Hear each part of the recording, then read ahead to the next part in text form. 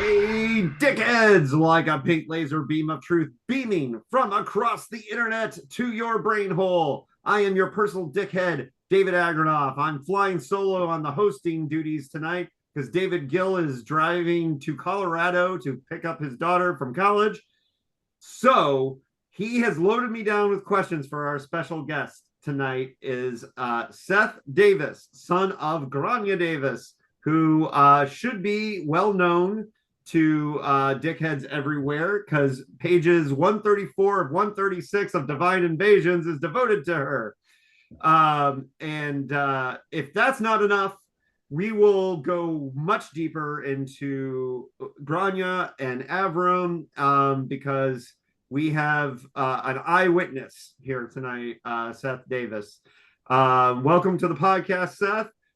I will let you talk in a minute, but I do want to preview the guests that are coming up. If you are watching this live, you can do this every Tuesday. You can join us and be a part of the conversations. If you're watching this later on YouTube, these episodes will be slowly trickling out. And eventually people will find them there. And if you're having like remorse, like, oh, I wish I had been there to ask Seth this question, well, pay attention to the guests that are coming up. We've got really good stuff. Next week, who is our guest, Will Reed, who's listening from his bike. It will be our guest. He is the founder, one of the founders of the Valis Corporation, which the easiest way I can say it is they are growing brains, quantum computers to try and take away like all the wasteful computing power that it takes to do AI. Will is a dickhead.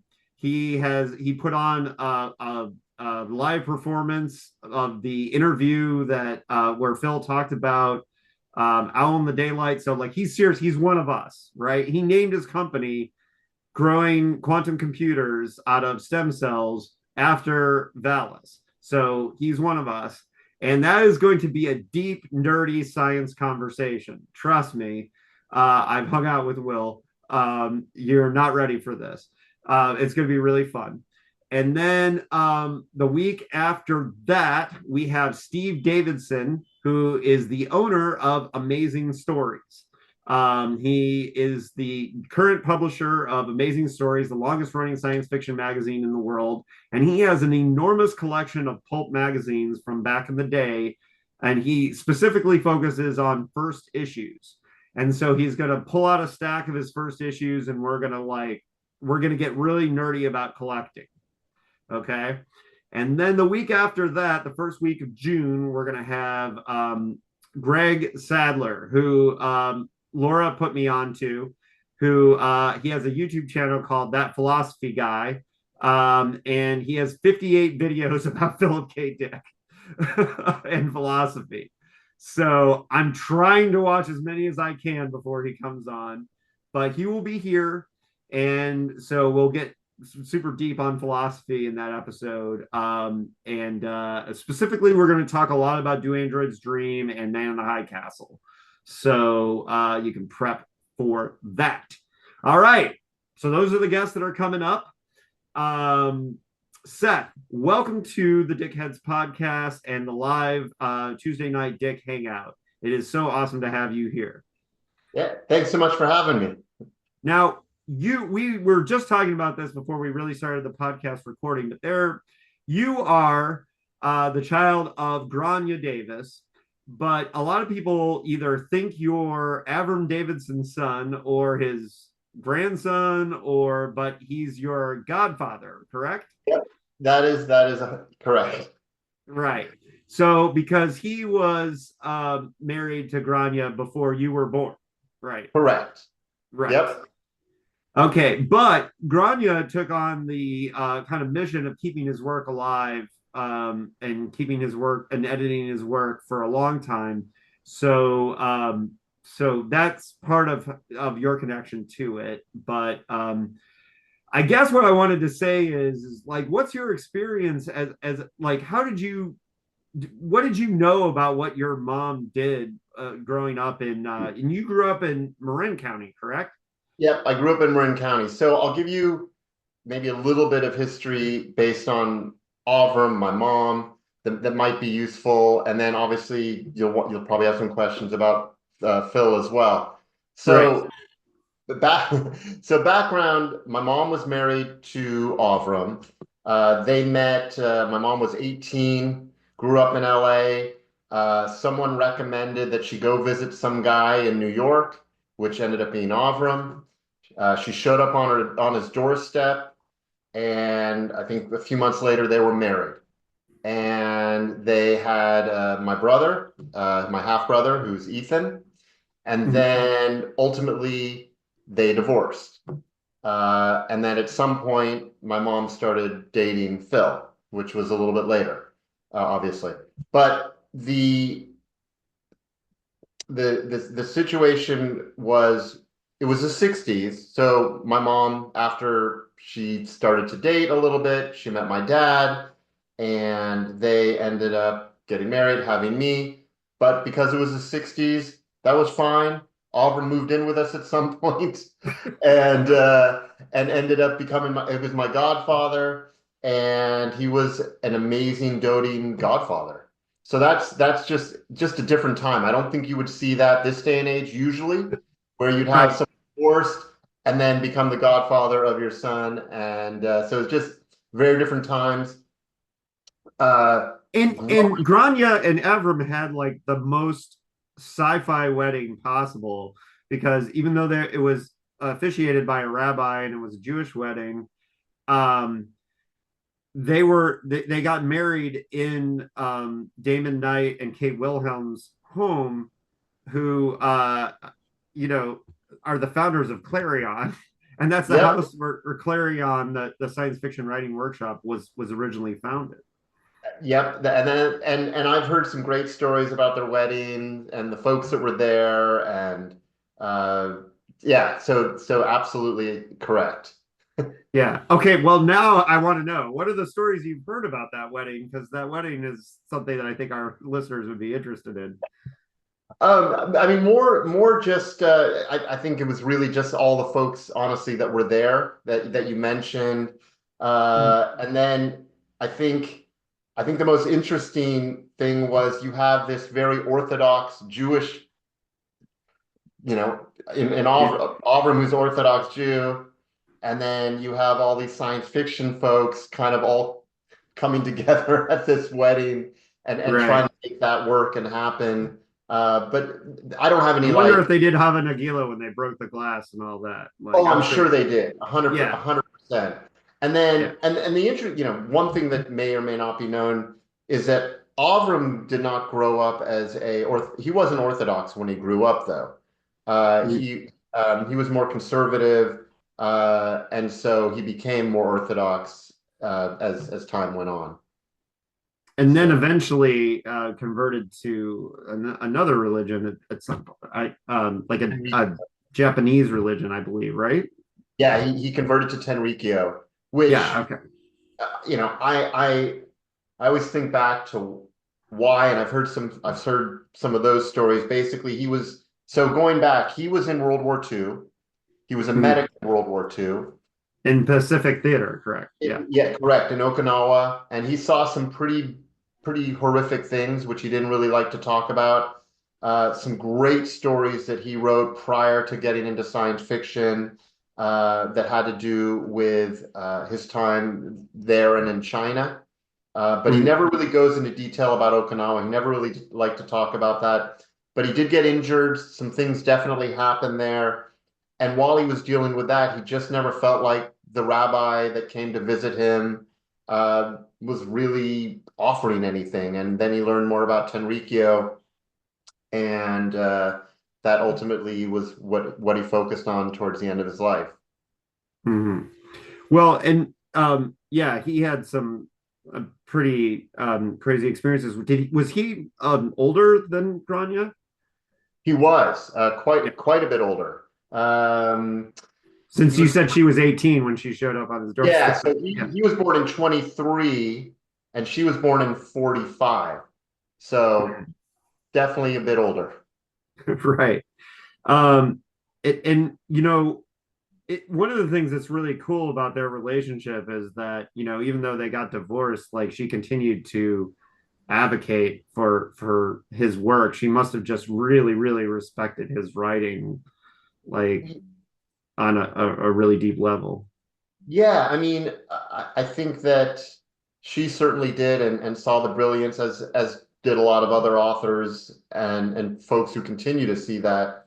Uh, so yeah, I mean, she published the Avram Davidson Treasury, which I don't know, to me, for anyone who really wants to dig into Avram Davidson, that would be the book that I'd recommend to go to first. Uh, and then, yeah, she continued to publish Boss on the Wall, collaborated with him on Marco Polo and the Sleeping Beauty. And then when, I guess going back to how I sort of got into all of this, when so when Avram passed away, my mom inherited his estate for a variety of reasons.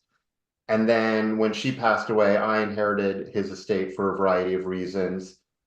Ultimately, I grew up trying to read some of his stories, and I found them at age 13 to be way too sophisticated for me. So I put a lot of those away and just kind of moved on. And then it wasn't until COVID actually hit that I ended up, there were a couple questions about the estate. I had everything sitting up in our attic. And that's when I went up there and said, wait, why is uh, Ray Bradbury talking about Avram? Why is Ursula Le Guin talking about Avram? What's going on? So I started pulling all these things down and started reading the stories and just went, oh my God, these are incredible.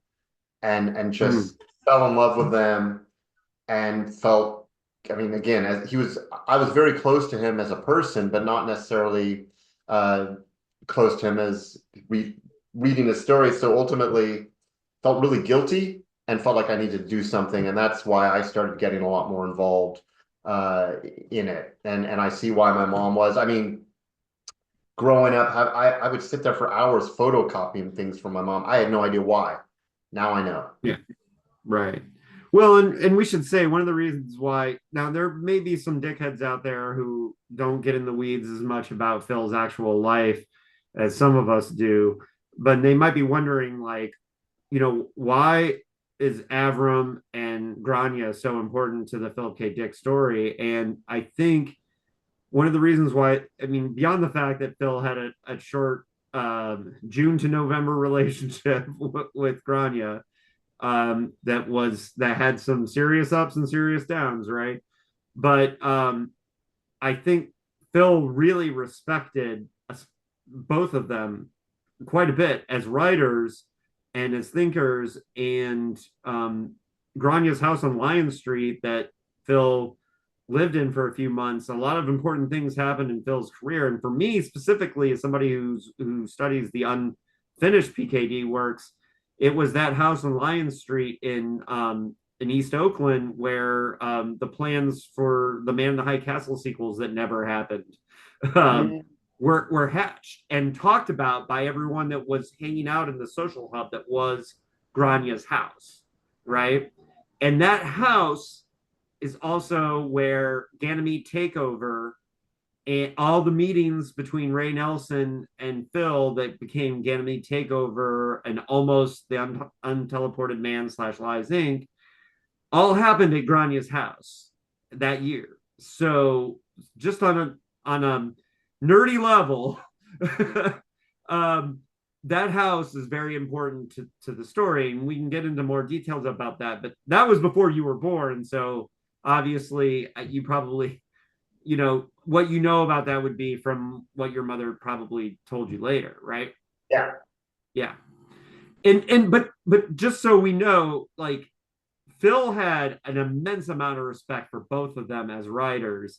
And it's evidenced in the fact that a couple of times Phil reached out to Avram about collaborating, and they didn't necessarily, you know, they didn't necessarily end up doing it. But one of the things I know too is from doing Unfinished is that one of the outlines, uh, it's for a novel called The Name of the Game is Death, which is one of the weirdest ones, which is kind of hilarious, is that Phil at one point, Avram had apparently called him and said that he was having terrible writer's block, and he had uh, a contract already for Ace. And Phil was like, "Here, take this outline.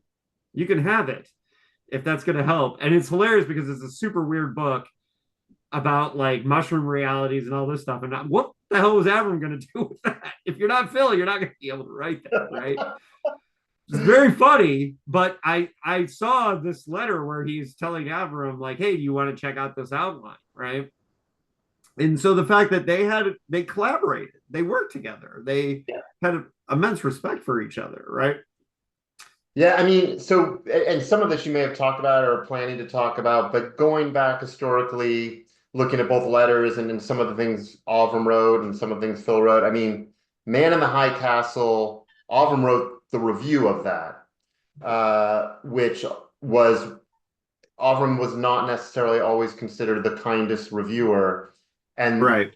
I mean, he wrote one of the most glowing reviews ever. And it's not that Avram is the one who helped Philip K. Dick become known, because he certainly was already known. But that review, many people say, really helped. Led to the Hugo. Yeah, but yeah, exactly. And so that was a pretty big deal. Yeah, Uh, because and people should note that one of the reasons why that's true is because both Don Wollheim and Anthony Boucher, who were the two editors that brought Phil in, trashed Man in the High Castle. Don Wollheim said it wasn't science fiction. Tony Boucher said it wasn't science fiction. So Avram's review did a lot to kind of change the attitudes towards. yeah, Yeah. and then a couple of other interesting stories or points that I've heard. One, and I think it might be referring to that story when Avram was having serious writer's block. Philip offered him some drug, and Yeah. Avram was not, that was not his thing. But he tried it, and I wonder if it was then. And Ethan tells me he tried. He's like, no, this isn't working for me. Uh, and then another interesting story. And this is probably, I didn't know Phil very well, but I mean I saw him a couple of times, certainly at our house. My dad, who married my mom later, obviously, was a physician. Oop, oh, there you are. Who was a physician, would, of course, Phil would get prescriptions from my dad, Yeah. which I think my dad started to back off a little bit when things got a little too much, but he Mm. was certainly writing prescriptions for Phil at some point during. I'm sure watching those conversations were fun uh, or interesting. Jeff, we're going to get to your question in a second, but David Gill had a question that I don't want to forget, which is it true that Phil built a sandbox for you and your brother? He built a sandbox for my brother. Okay, it was not Yeah, for you. Yeah. not for me. No, no, Okay. no. For my brother, Well, though. Yeah. that's better than Walter Nelson, Ray Nelson's son, who Phil taught him how to shoot a gun. So, Yeah, Phil was apparently great with my brother. yeah, yeah, Super, super I'm nice, sure super he kind. was. So Well, Ray Nelson left his child alone with Phil for a lot. Basically let him babysit him, and then they did teach him how to shoot a firearm. But Jeff, your question. Are you ready, Jeff? I'm ready, right? Can you hear me? I Yeah. was just wondering, it's just interesting that you said it. There's like myth or, evidence around Phil being like a drug dealer at times. And it was just interesting to hear that, he was offering drugs to people like that, almost like, here's a taste. Thanks for that. Well, Maybe is there any other stuff that pointed maybe to him being a drug dealer? that I can't speak to whether he was dealing drugs. I just know that he definitely was getting prescriptions from my dad until it became a little too much. yeah. Well, and so what I think he was doing with Avram was I think he was probably giving him speed or something to try and those things that he used to write. But I'll have to ask my brother, because for some reason I think it was a hallucinogenic, but I'm not 100% certain on that. So I don't, I'll ask Ethan about that. But okay, again, Auburn was like, no. right. And how long did Ethan like? Because Ethan had more of a relationship with Phil because he was a young boy when like the Lion Street house was happening, right? So I believe anyways, and he was Avram's kid. So like how did he have like a longer term relationship with Phil? Did he spend more time with him over the years? No, no, not Okay. nothing like that. I think he was around a bit, but it wasn't like they built some long-term relationship where they stayed in touch or anything like that. I'm Okay. sure my mom would, I'm sure, bring him around, but I don't think it was anything very close. Yeah, well, I will tell you that when Gil and I went to the Lion Street house, we were hoping to see that the sandbox was still there, and it was not. But we did check out the house anyways. So, but yeah, so that house was considered like this social hub and this where science fiction writers were kind of coming in and out and hanging out.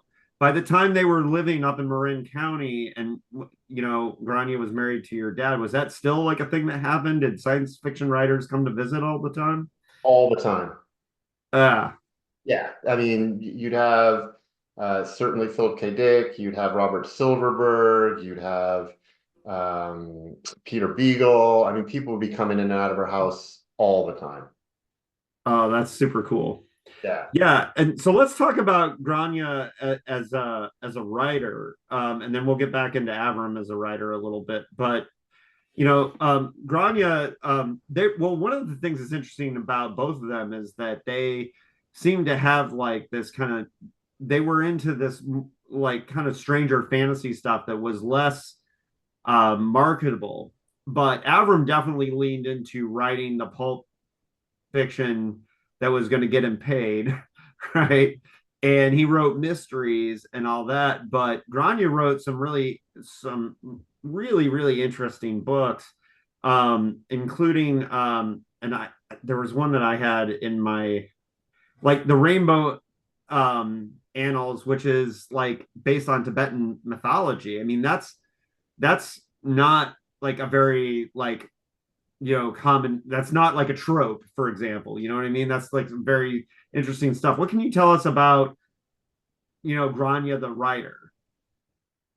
So I can say, so first of all, with the Rainbow Annals, my mom and dad spent a fair amount of time at a Tibetan refugee camp in India, and so I think that's where a lot of that started to happen. My parents traveled a lot, so I think she took all of that mythology and everything that she learned, and obviously wrote the Rainbow Annals.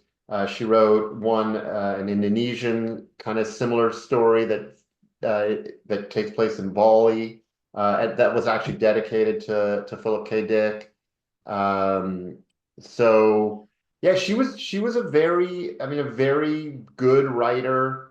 I think probably better at plot than Avram was in terms of plotting stories, and certainly assisted him at times when it came to plot. Uh, I don't know if that answers your question. Well, no, it does, and I think one of the things that's it's cool about like that community is that it's clear that they spent a lot of time shooting the shit and throwing ideas around that became that helped everybody else out in the group with the novels that they were working on, and a lot of really you know a lot of writers came out of that whole community and that scene that were publishing a lot of work. Now the whole situation with Phil and Grania was that Phil was leaving Anne and his third wife, and he moved in with Grania, and he was worried that Anne was spying on him and trying to get information for the divorce.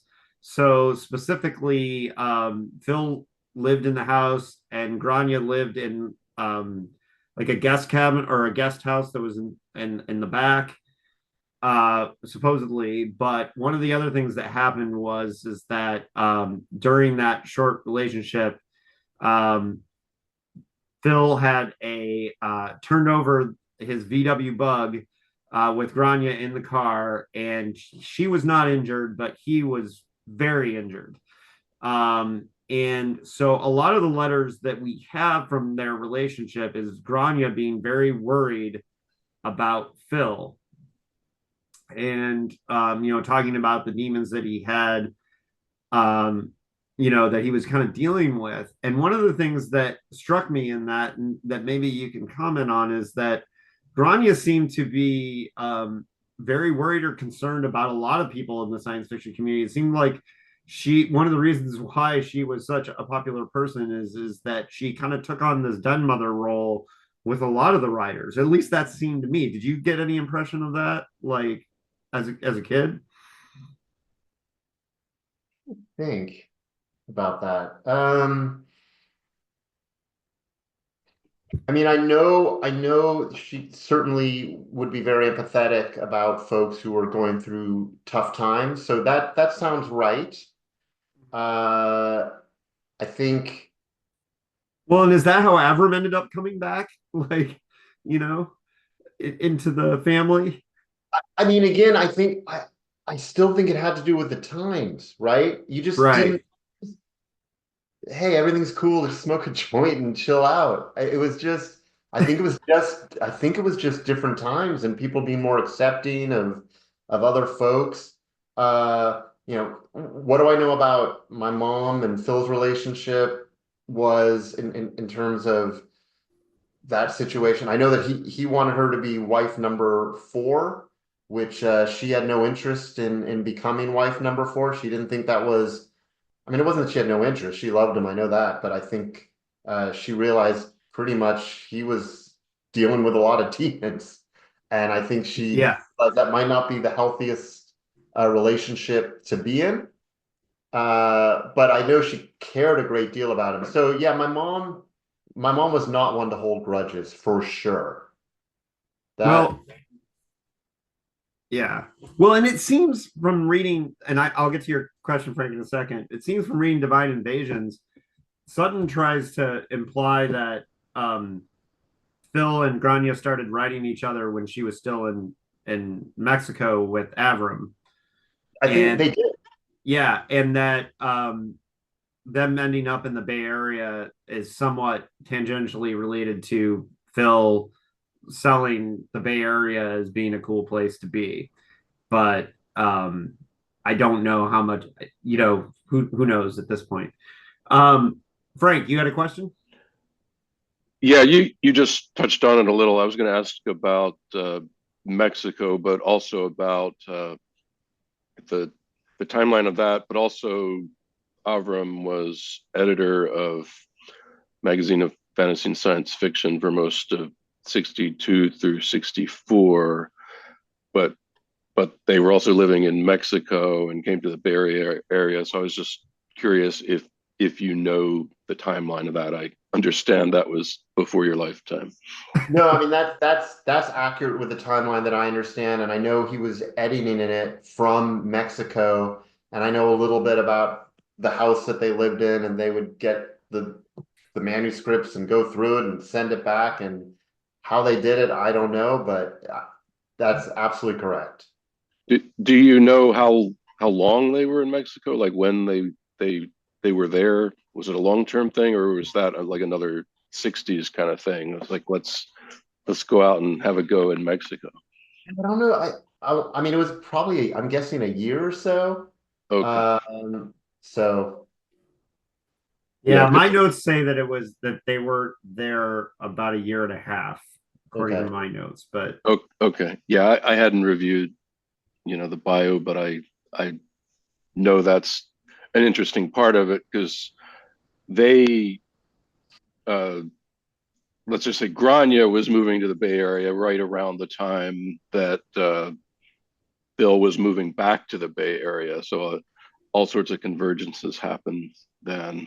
and I would imagine doing the magazine of fantasy and science fiction, it would be easier to be back where it started in the Bay Area than be doing it from Mexico in the 60s. Yeah. But And um I just got to say I got to leave early, so I that's why I was trying to get a question in. I'll watch the tape, but thanks for joining us. Yeah, Frank. Good to have you. Frank is our resident fact checker. He's the he's the one that calls bullshit on us for most things. So he seems to know more about that era than a lot of people who were around, which is great.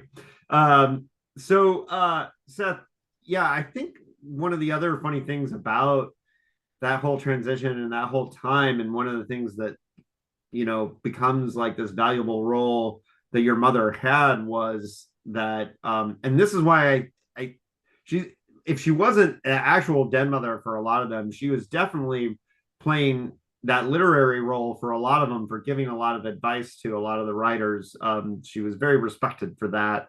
I've seen several quotes about that. I saw one in a letter from Silverberg, and I know he was involved as one of the most famous and respected science fiction writers, involved in the Treasury, right? Like, so he helped out at the Avram book, right? How did Robert Silverberg get involved in that? I think my mom twisted his arm. Okay. Pretty much. And probably for two reasons. One, obviously because they were close, and Robert thought the world of Avram. But I also think my mom trying to put just her name on it may not have added enough credibility.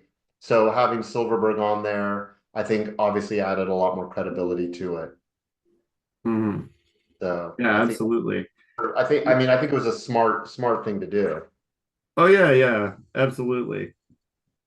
And so, and what was their relationship like after? So after the early 70s, Avram lived in a lot of different places, including El Paso for a bit. Yep. Shout out to Keith Gals in our group who lives in El Paso, although he's currently in Tennessee. And he was up and for most of the rest of his life up in Bremerton, right? Up in the Pacific Northwest. So, how well did they stay in touch during that era? Because she was still working on editing his books, right? They stayed in touch all the time. So here's kind of, I give you this quick summary. So Avram obviously moved around a bit. He taught writer in residence at Irvine, writer in residence over at oh gosh, why am I having a brain freeze? What's the school in Virginia? Not University of Virginia, but Virginia Tech. Virginia Tech. No. It's VMI. no. Georgetown. No, Virginia. Well regarded kind of liberal arts school. Anyway, it'll come to me in a second. And then at in Texas as well. He was teaching a writing course there, so he traveled all over. But I know at one point he lived with us in Sausalito, and then I think his health started to deteriorate kind of in the late 80s, around 89. And that's I think before that he moved up to Bremerton, and that's I think when his health started to fail. He had some strokes and heart attacks and all sorts of issues. But he moved around everywhere. Yeah, and so their relationship was very close. I think after he had a lot of health conditions, he became a lot more difficult, but he was still, they were in touch all the time. Well, yeah, and it's interesting because, it makes one wonder, because even though Grania was married to your father for a long time, right? After that, Avram is a bit of her literary soulmate in a lot of ways, but it seems like, she never stopped caring about him as a person, just knew probably that they weren't right to be married forever, right? Their friendship must have been something very special to see, right? Yeah. From the outside. So what do you have to say about that? That's a lot of respect for each other. My dad cared a lot about Avram as well, as did I. And I would also say that my mom and Avram, I mean, they continued to, I don't know, bicker, fight, whatever word you want to use, all the time. I mean, that never changed. Yeah. So the two of them were at each other always, but they made it work. Yeah. I wonder, yeah, it's funny because I know another famous couple that was shortly married in the sci-fi community is Judith Merrill and Frederick Paul. And people used to talk about how like their bickering and their fights were hilarious to watch because they happened in this science fiction context of like sometimes they'd be arguing about like word choices and stories or and just to see like this old Jewish couple that had been married 20 years earlier arguing about some story from the 40s was just been great. And I know Grania and Avram were one generation later in this whole thing, but I'm sure like seeing them talk about stories too must have been just really interesting and fun. Now you said you hadn't connected to the stories yet, but I'm sure you had some experiences seeing them talk about writing and all that. I don't know how much you would have processed it at that time. Yeah, I mean, I think at the age it was more I would check out. I mean, they'd be Yeah. yelling at each other about something, and I would check out. I mean, not yelling. I mean, I think again there was a big difference between, and I bring this up because Auburn had this reputation of being difficult sometimes, and Hmm. I think my mom also could be difficult. So the two of them together would work their way through that. But that was the 60s, 70s, 80s. It wasn't again until the late 80s that things got very heated. But they never really, around me, they just never really did that. So I got sheltered. All I ever got from Avram was just absolute being treated lovely. And I think that was also his reputation when I've talked to other folks who knew him as a child. He was really always very respectful and kind to children, whereas he did not necessarily have the same reputations if there were adults that crossed him or he felt Right. perceived that crossed him.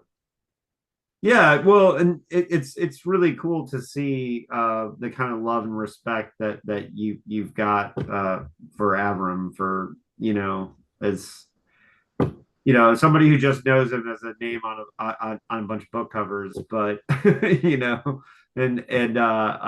but somebody who studies the history of this, I like take seriously like trying to learn who these people were, to a degree because my fascination with this, some people have different fascinations of how they come to films. Maybe they're the philosophy people or they're the people who like his religious ideas, and there's people that come from different aspects. I am 200% interested in the writer and the creative process that happened with these people. So that's always my interest. So as you can see from the thing that I probably get the most excited about is thinking about like those rap sessions that they had at the Lion Street House, throwing together ideas for books just sound fascinating and awesome. And so it's interesting to me that, because that's not the type of thing you were interested in. So you were probably checked out when, Robert Yeah, Silverberg is sitting there talking to Avram in front of you, right? pretty much. I mean, retrospectively, reading a lot of the letters, I'd be very interested in seeing some of the letters that you've read, Yeah. because I have access to a number of letters that haven't been shared or haven't been published that are super interesting, and some that have been talked about. Uh, yeah, out of one of the most interesting letters that I think, or yeah, one of the most interesting letters that I've seen was Avram's letter to Locus, which I don't know if you've ever seen that.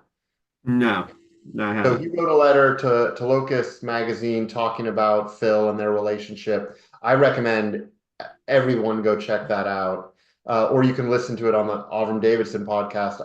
Under Philip K. Dick's birthday, I have a special episode Oh wait, I did listen to that. I did listen to that when you put that out, right? Yeah, Yes, and I do so remember that now. Yeah. yeah, and so I have copies of the letters that go back and forth that really hit on what he wrote to Locus, which is super Yeah. interesting. Like Phil saying, "Hey, Avram, I want you to prove that you're actually Avram." Uh, and then I forget how Avram, something about writing about Dukos. And Yeah. anyways, it's pretty cool. Yeah. Those correspond. Well, and it's funny because one of the things we've learned is that Phil had like a pretty good sense of humor. Well, we know that from reading his books, but a lot of the letters, you can see that he's developed certain jokes with, and has a certain sense of humor that he kind of leans into with each of the different people that he's writing and exchanging letters with, and it's very cool to kind of see that, and very flirty with the ladies, of course, but in those letters, but If you mind, I'd actually like to ask you a question about some of the sure. letters they have access to, which is, so some of the letters to my mom were pretty intense and very Mm-hmm. long. And I'm curious if that was also common in some of the other letters that you've seen to other, you talked about very flirty with the women. These were pretty intense letters that I have from Yeah. Phil. Yes, I've seen some of those. Particular, there's a collection of them, the dark hair, that like the ones that, and it's funny because some of the most intense ones and some of the most beautiful ones that he had written were to Linda Castellini, who has hung out with us in some of these hangouts and has been on the podcast, and they never had a romantic relationship, right?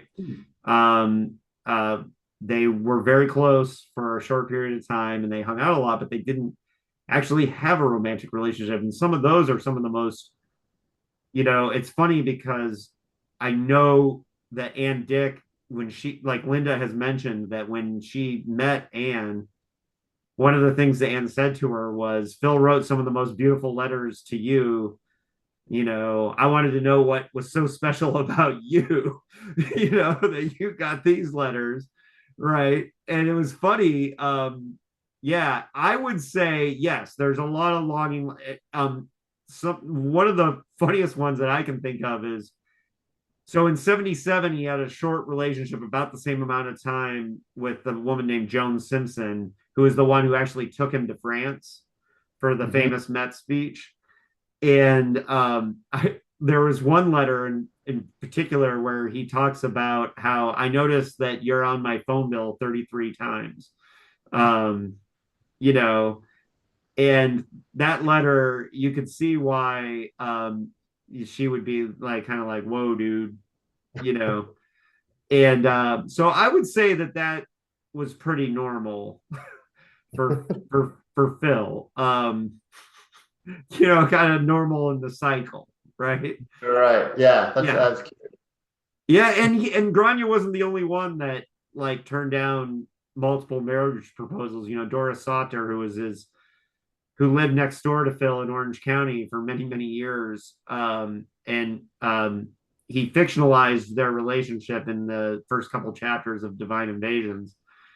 She lived next door to him and they had Chinese food for dinner almost every night on TV trays, and had this intense relationship.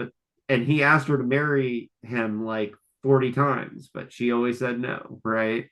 And it's funny because I always, whenever I look at the Grania stuff, that the fact that Grania got away so quickly is always, I've always taken it as a sign that she was pretty smart to move on from that quickly, and to see through it. I've always taken it that way, and I know that the car accident, um a lot of people think that Phil intentionally crashed the car, right? That's There's very little proof, I think, but that's the downs that we're talking about. They had some ups, that they were very friendly with each other, that they felt very collaborative. She was there for you know, a lot of those novels he wrote in that most productive year of his life at the end of the marriage with Anne, all the edits came through during the time that he was living with Grania, right? So a lot of those final edits, Ray Nelson and Grania were heavily involved with helping Phil get those edits out on time. And so to me, that's one of his best periods. So for her to have been there for that, it's something, you know. So there's those ups and those downs. So, you know, and it's interesting to talk about. You know, it's funny because I look at Grania as somebody who I'm very curious about all the time, and then I'm sitting here talking, and that's your mom, you know, and I'm sure that's got to be somewhat weird that, you know, here are these people all over the internet that are very curious and interested in your mom, right? Because to you she's just mom, right? You know. Exactly. Um, I reckon so anyone that's interested in really getting a sense of the connection between my mom and Phil, my mom had an anthology collection of her stories called Book of Life. And in it, she writes this great little story about her and Phil going out and Phil wanting a particular chair. And it's a great little story in there. So to me, that's probably a good one to pick up if you want to get a sense of their relationship. Oh, that's a really great recommendation. Yeah, it's short. I mean, it's just a short little story. It's really, but I think it's worth for those who are really, really interested in getting those details. I mean, it doesn't give a lot of details about their relationship, but it's a little slice of their life. And how does that feel for you as somebody who was in the room and there's this guy trying to get prescriptions out of your dad, right? Would you have ever believed like, hey, that guy's going to be considered one of the best writers of the 20th century someday, you know? I mean, again, I was reading, you know, what books did I ultimately get into? A little later was Orson Scott Card. I mean, that was what Yeah. hooked me. And then Robert Silverberg. But I mean, there must have been 50 writers coming through our house wanting to get prescriptions from my dad in the 80s. So that was Yeah. just standard fare for those 60s, 70s, and 80s. And what Uh, was what so can I don't want to ignore your dad, right? Because your oh no, dad's that's an fun. important part of this story, right? Because I think, you know, he was Grania's rock for many, many years, right? So he plays an important role in this. What do you think we should know? What's a part of the Grania Avram story that is your dad, right? So I would say twofold. One, my dad, whenever he'd spend a lot of time at science fiction conventions, he'd want to get the heck out of there. But but he built really close relationships with some of the folks like Robert Silverberg, the Benfords, some Hmm. other folks that my dad was really, really smart. I mean, he had a Yeah. PhD in biophysics and then went and got his medical degree from UCSF, and could have practiced any type of medicine, but just did emergency room. And he was also very much a hippie doctor. I mean, you look at Dr. Grass, that can tell you a little bit right there. Uh, and so, uh, he, I'd say, for certain authors, became very close to them. And again, he cared a ton about Phil. He cared a ton about Avram, and would help them in any way that he could. So I'd So say was that. Dr. Grass inspired by your pop? So Dr. Grass was inspired by my dad, as well as some family friends that they became very close with, both in the public health service and at the Tibetan refugee camp. Got it. Yeah. Yeah, that's fascinating. Well, and you know, he's somebody that when I started, you know, researching for this episode and started like, he was somebody that I didn't expect to be as fascinated by as I was and wanting to know about your father because and especially when you said that, you know, he was fond of Avram himself, you know, and you're right, it was a different time, you know, and that's very, I think, would be very hard for most people these days to wrap their head around. It's just a different era, right?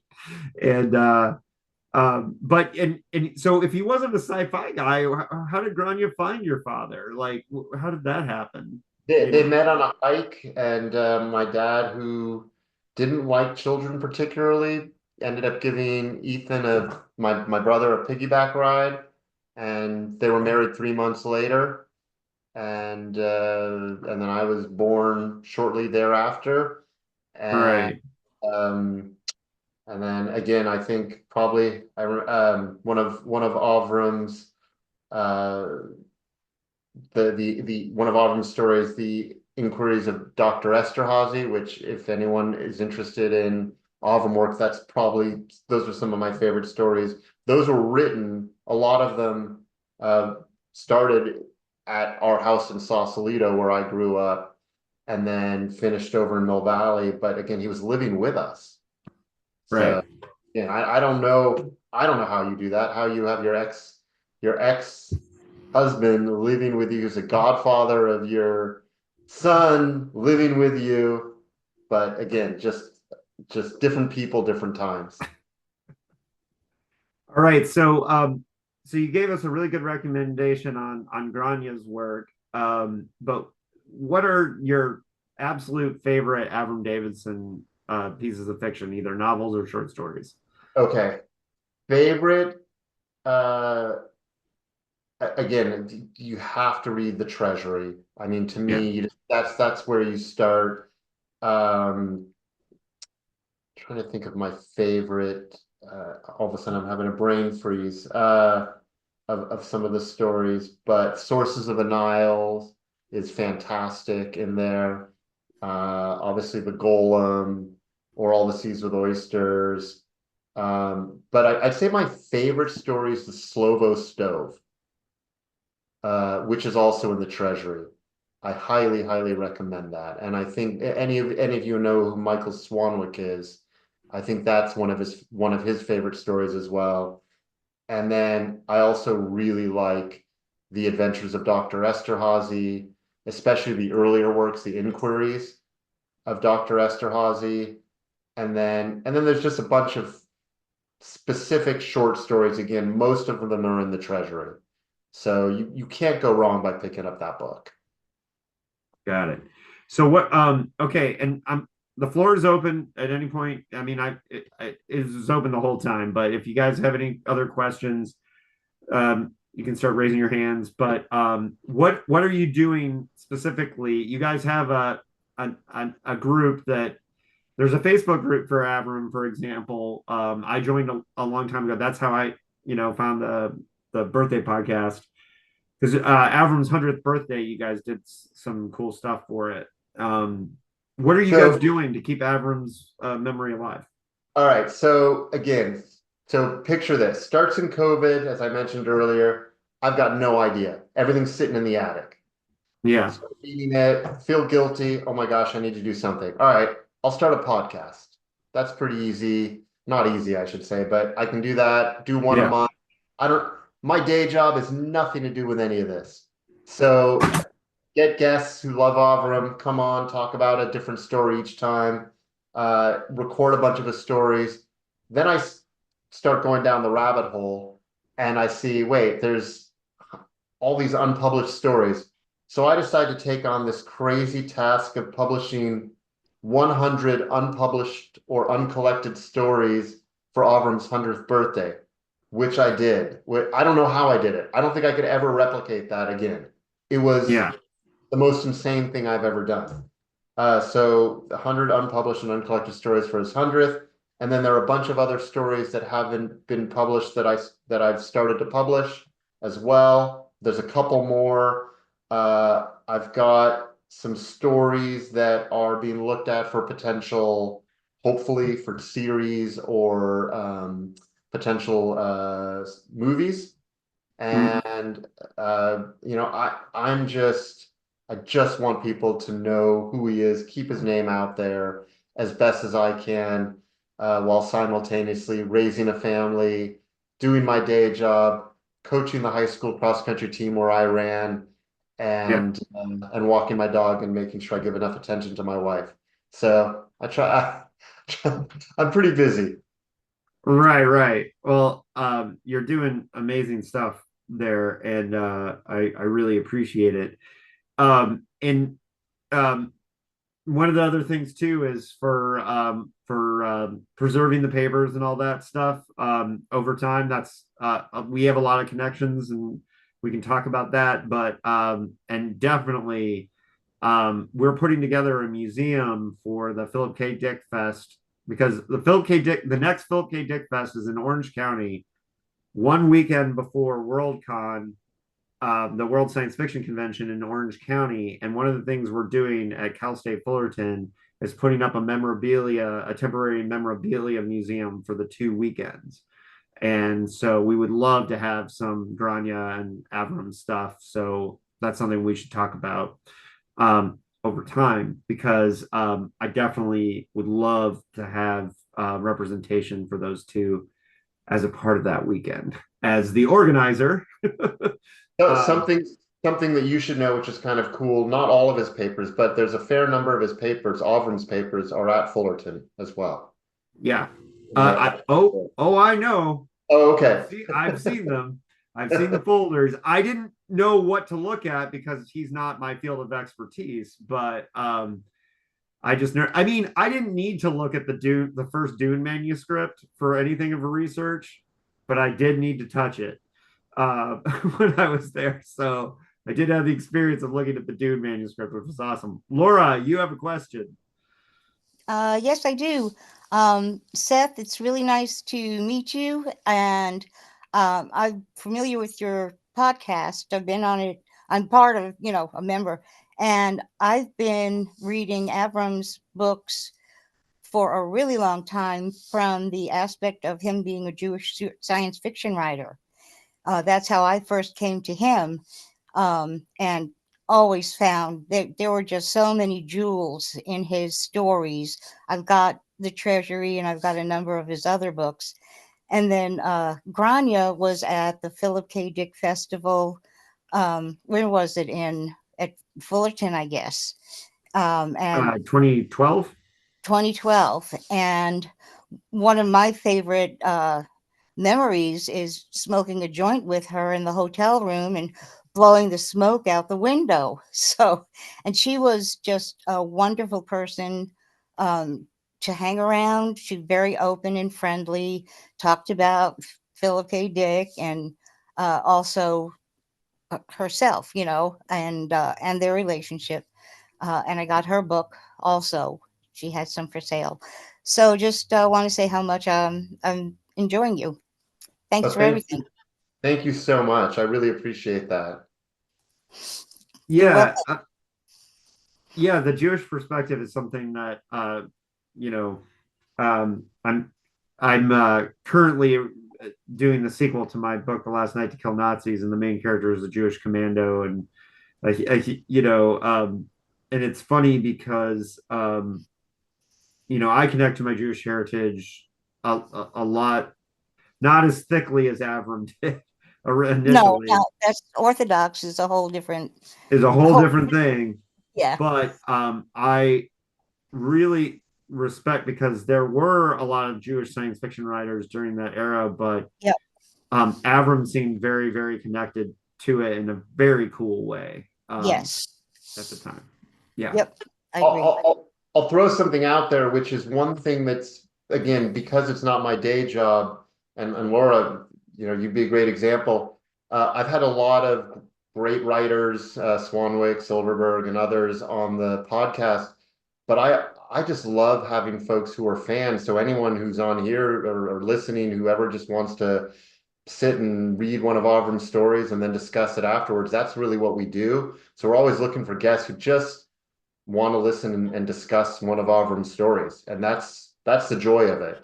Is just making sure they're available, that they're there. So yeah, anyone reach out to me anytime at you can go to the avramdavidson.com website and just contact me through there and just say, hey, I'd love to listen to one of the stories and discuss it. And sometimes I have different people hosting, sometimes I have myself hosting with someone as a guest, and you don't have to be a famous science fiction writer to discuss one of Avram's stories. Hmm. Yeah. That sounds like a great thing to have. Sounds Yeah. really fun. Yeah, I love it. Yeah, I do really think that 100th birthday episode is one that everybody should listen to. That was That was really cool. I got very choked up on that episode, I have to say. I was struggling on that one. That story was pretty tough. Right. And it was funny because I remember I was listening to it that day saying like, man, I got to get Seth on our podcast. And then I finally did. Uh I'd love to do it in this forum. It's cool and we can have other voices. Okay, folks. Seth, you're more than welcome to stay for the hangout portion of this, but you're also free to go here in a minute. But to wrap things up, anybody have any other questions? I'm surprised, Paul, the sleuth that you are, I'm surprised you don't have questions. But he's one of our sleuths out there finding all kinds of dick ephemera right now. But Seth, where can people find your stuff? Like, I mean, they can Google all of it, of course, but give them the deets. Yeah, anytime anyone wants to reach me, the easiest way would be to just go to offerdavidson.com and just contact there, and you can send me an email. It'll come right to me. So that's easy. Yeah. Yeah, and we made the offer to and we've been to a certain degree helping Walter Nelson. But I don't know if you guys have been in touch with each other, but he's going through his dad's papers, and so you guys would probably have a lot in common to talk about. Yeah, So, anytime I can help someone go through what I went through, and I made a fair amount of mistakes too along the way. So in yeah, order to maybe help prevent that when you have an estate, whether it's in this case my godfathers, but your father's grandfathers, yeah. I learned a lot and some changes that I would have made had I known Well, better. what's the most fascinating thing with Ray Nelson and his situation was that Ray's last published science fiction novel was 1996, and he kept writing, but he didn't stop submitting because he felt like he wasn't relevant anymore. And it's funny because a lot of us like immediately were like, our eyebrows went up and we're like, well, you may not have been relevant to being a bestseller, but that doesn't mean that the work wouldn't be relevant to those of us who love the writers of that era. And I'm sure you found when you started going through these uncollected stories, you found gems in there that you couldn't believe, like Avram didn't push out there, right? Well, the 100th episode, what time is it? Was Yeah. nothing to do with science fiction whatsoever, but one of his most powerful stories, and I can't believe that it was never published. Right, right. So, Okay. So for the listeners back home, you now have your assignment to read a bunch of Grania Davis and Avram Davidson. For our 1,000 plus subscribers, and thank you to those of us who put us over 1,600 subscribers the other day. That's a shit ton of subscribers for a podcast about a weird science fiction writer from the 20th century, right? So there's a lot of you out there. That could be some sales for Avram Davidson and Grania Davis. So let's send some readers over there. You want to get to the friends of Philip K. Dick as well. So we really want to encourage people to discover it. And you'll find when you start reading Avram Davidson and Grania Davis, you'll see why Phil had so much respect for those two writers. So please go out and find their work. And Seth, you were amazing, sir. Thank you for coming on and answering our questions. I'm sure David Gill, wherever he is bummed that it wasn't your sandbox, that it was Ethan's sandbox that Phil built. But you still got to meet the man, which is something that many of us are incredibly jealous of. Right? well, thanks so much for having me, and anyone ever has any questions, reach out anytime. All right. So on that note, dickheads out there, keep it paranoid, stay paranoid, and continue to listen to our shows. And next week we will have Will Reed in the house talking about quantum computers and being inspired by Philip K. Dick to do really weird science. And he's put experiments on the ISS, and it's really cool stuff. So come back next week for the next episode of our Zoom Hangout. For that, later.